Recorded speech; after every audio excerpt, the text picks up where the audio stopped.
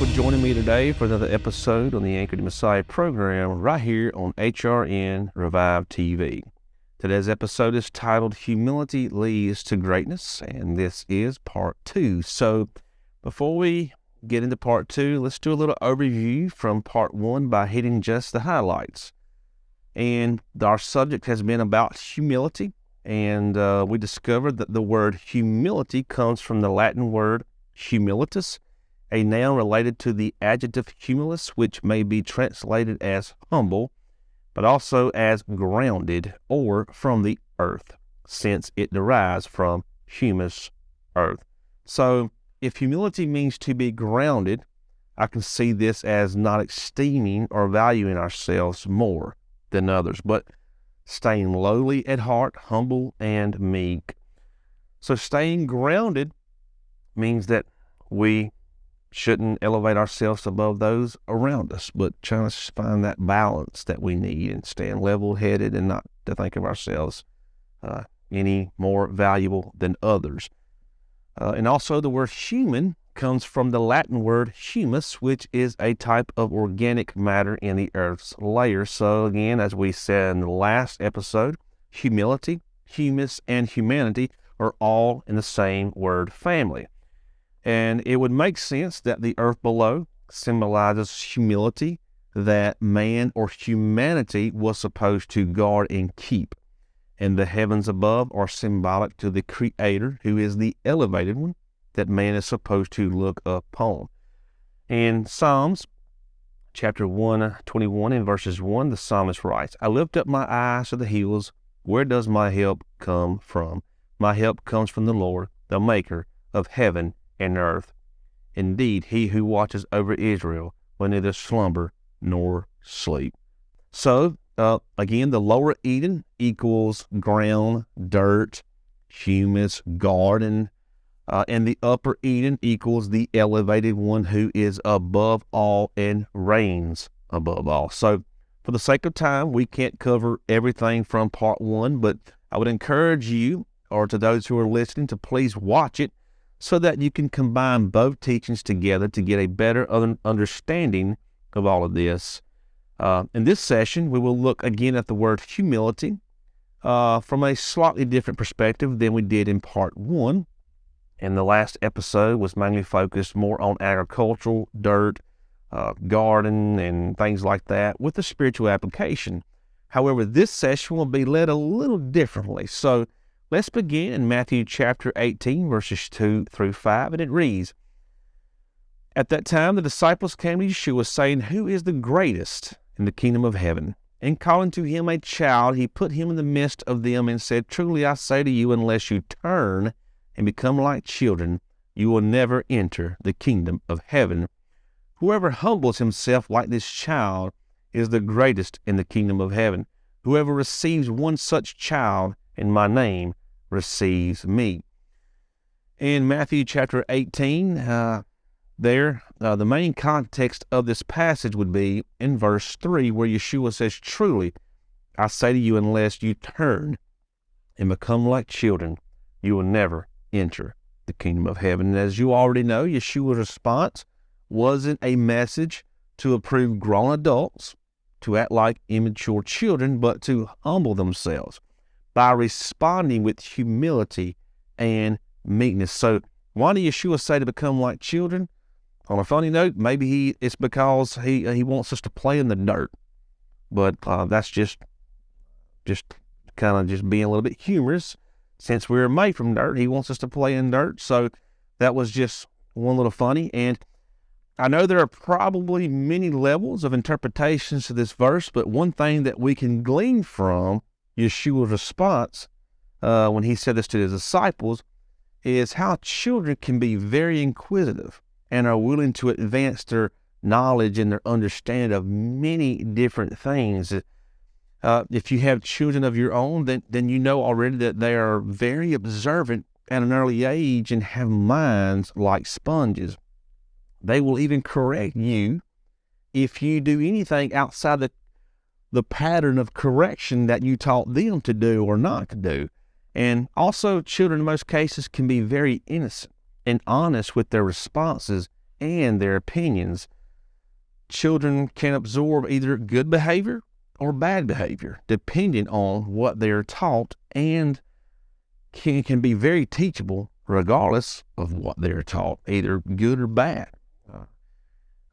Paul writes in one of his writings, he says, basically, train up a child in the way he should go, and when he gets old, he will not depart from it. So let's be sure to do our part as parents and to raise them up on the Word of Yahweh. So what else do children like to do?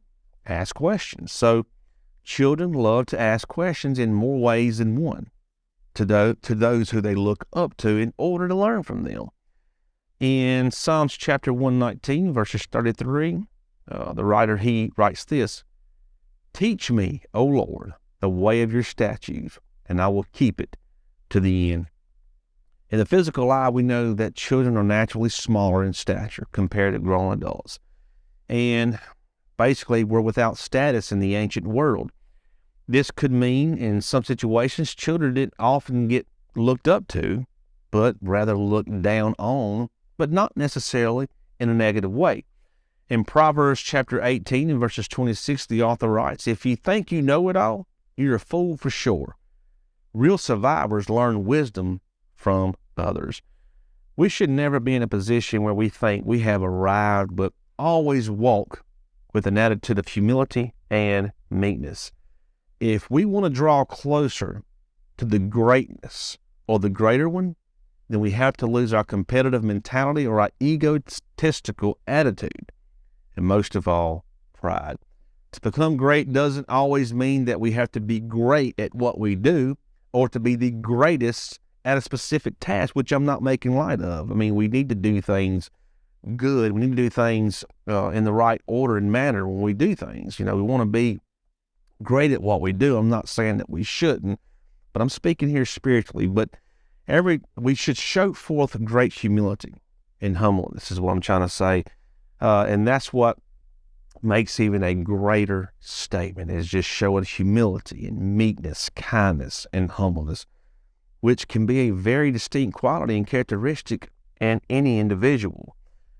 Sometimes in life we have to just eat dirt like a child and stay grounded so that we don't elevate ourselves above others, which can easily be done. We have to stay humble and meek. Also, in today's world and in the body of Messiah at large, the flesh can desperately desire positions or offices that are elevated and looked upon. And the reason why is people in the secular world or in the ministry like important and elevated positions for either power or prestige rather than passion or calling these days, simply because people seek praise from men rather than the Creator. In Matthew chapter 23, verses 12, Yeshua says, "Whoever exalts himself will be humbled, and whoever humbles himself will be exalted." Also, in James chapter 4, verses 10 reads, "Humble yourselves before the Lord, and he will exalt you." It shouldn't be in our character to be exalted or praised by man, but let the Creator exalt you. Let the Creator give you that credit. As people of the flesh, it's very, very easy to seek praise from men who we can see physically rather than from God who we cannot see with the physical eye. So before we can become children of Yahweh, we first have to turn and return. We have to have a change of heart. We have to develop a different mindset, an attitude.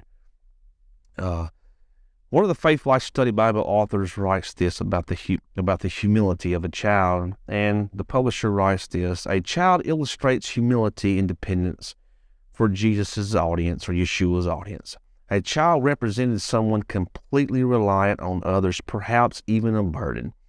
Children were without status in the ancient world and at the mercy of adults. As you already know, each one of us is at the mercy of Yahweh, and His mercy to us is renewed each and every morning."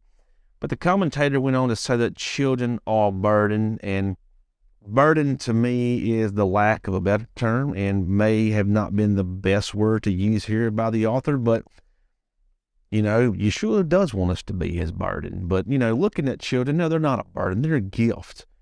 But there's nothing wrong with allowing Yeshua to carry your burdens. So, however, the author, he didn't probably use this in the best way, and it wasn't what we think it is on how he used it, because children, like I said, are not a burden, but a gift and a blessing. And yes, children do have needs and are solely dependent on their parents to help them, simply because they can't help themselves. And with that said, Yahweh wants us to become like children who are needy, but spiritual needy, because children have to be tended to. They need to be cared for, and they need attention, etc. And if we are to become like children, then we should be taking the same approach to our King as a child. Why? Because we can't help ourselves. We're very needy, and we have burdens to carry, and we want to learn, we want to advance our understanding, our knowledge, and we have to look up to the elevated one. And before we can, do these things, we have to humble ourselves, and we have to bow and kneel and prostrate and lower ourselves to the earth to show that reverence to the Creator, to our Rabbi, to our Torah teacher, by becoming humble as dirt, and allow Yahweh to mold us and to make us into the child or the children he wants us to be. Amen. So this will conclude part 2, and I'm still undecided if there will be a part 3. We shall see. And as always, I hope you have gleaned something from this teaching, and will join us next time on the Anchored in Messiah program on HRN Revive TV. And until next time, Shalom.